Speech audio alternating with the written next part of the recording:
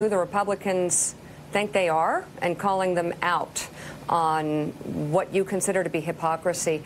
I want to ask you, as Vice Chair of the Democratic Caucus in the House and looking toward 2020 and the candidates that could be representing the Democratic Party, what do you make of, I don't even know, is it allegations or the story of Lucy Flores and written about Joe Biden, potential Democratic contender for president?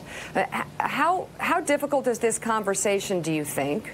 Or do you think it's clear she was violated and Biden has to address that?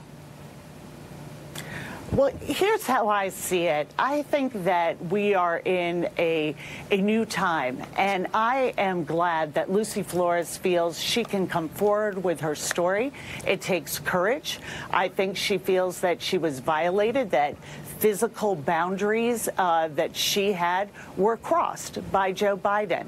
But this is part of what we have to do as a country and certainly as a Democratic Party, are look at these issues and our candidates. And what I'm hoping is that Joe Biden can not only hear her, as he said he would listen to her, but understand some of his actions may have to change.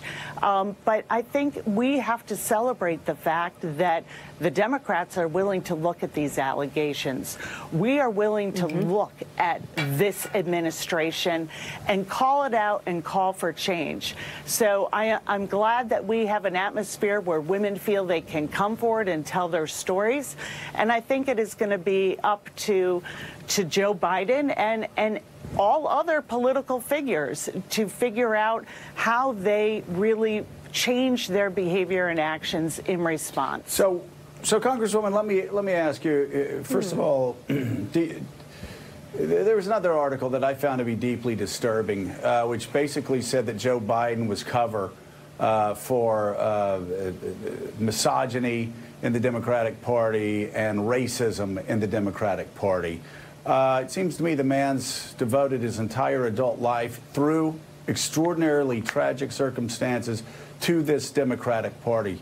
Do you think Joe Biden is an honorable man?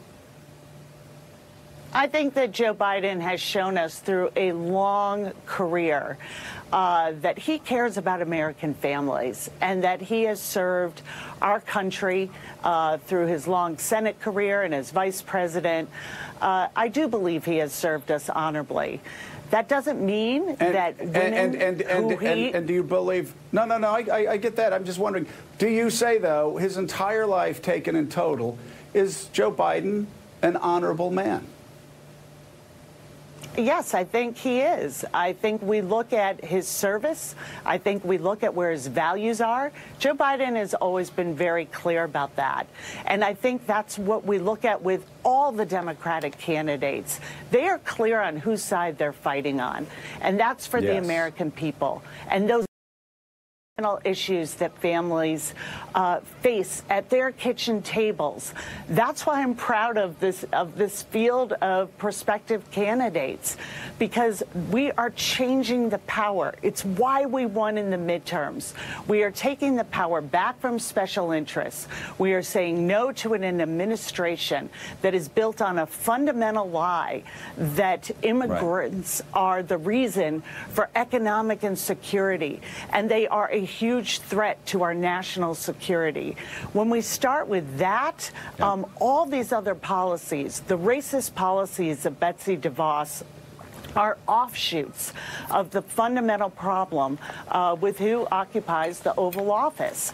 But the way we combat that is returning power to American families. Yeah. Congresswoman Catherine Clark, thank you very much for being with us. I always love when you come to the show because my daughter's name, Catherine Clark, Scarborough. But, thanks for being on. Thank you. So before we go to break, Joe, this is a hard conversation to have. Not because a lot of folks will say that women need to be believed and heard, and I believe they should be heard. Right. But are we allowed to bring up that Lucy Flores is a huge Bernie person and she has, political connections that might be counter to Biden's goals, and that this could be, hold on, is it okay to bring up this could be politically motivated, or are we just supposed to take all the words and the fact that she says she was violated at face value? Are we supposed to just leave it there? Well, and have this sort of attack on his credibility and his honor just sit there?